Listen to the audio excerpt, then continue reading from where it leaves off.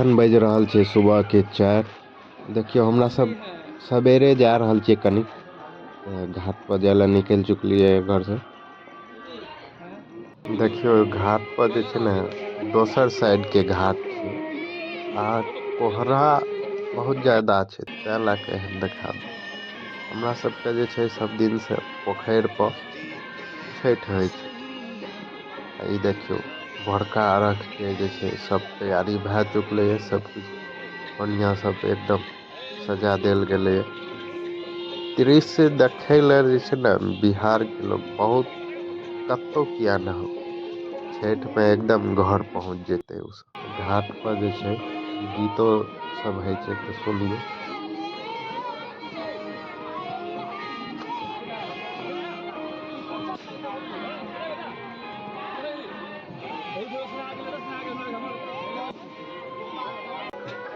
ई पानी के अंदर जे छै डुबकुनिया मारते देखा रहल छै कि कते देर तक ई पानी के अंदर रुक सके छै।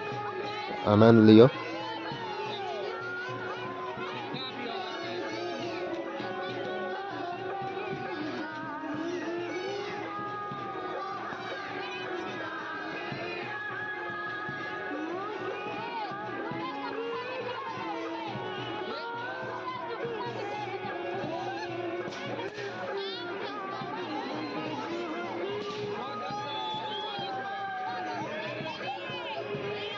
ए सब के देखा देखी पा बेदरो सबके मन केलके देखियो।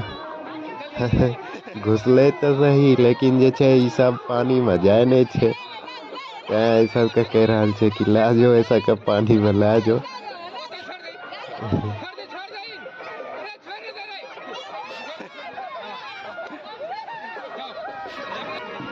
अब जे छै अर्घ दे के टाइम चलि एले।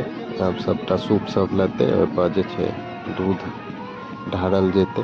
देखियो सब मिलके अर्घ दे रहल छियै।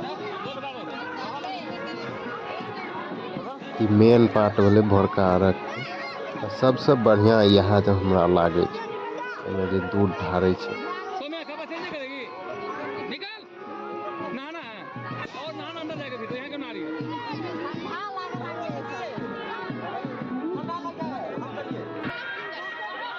ई सब केना अनार में आगि लगा रहल छै देखियो। पानी के अंदर में अनार जला रहल छै।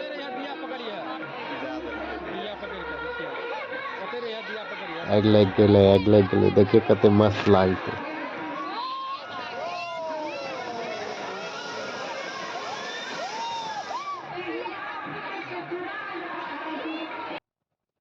पूजा के समापन भए गेलै। आब सब अपन अपन जे छै जितना पूजा पाठ के सामान होइ छै लए के आब घर जेते।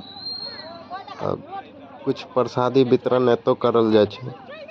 नहीं तऽ जे छै घर पर पहुँच के ओहिठमा जे भी छै प्रसादी खाय छै बाँटे छै सबके। आब घर पहुँच के देखबै छी। देखियो आब प्रसादी छै एमे सब कुछ छै प्रसादी में। सेब, अनार, केला, ठेकुआ, खबौनी, भुसबा जितना भी प्रसादी छै सब छै। आ मिलके अभी सब मिलके बैठ के खा रहल छियै प्रसादी। अहाँ सबके ढेर सारा छठ के शुभकामना। सबके हमरा तरफ से प्यार।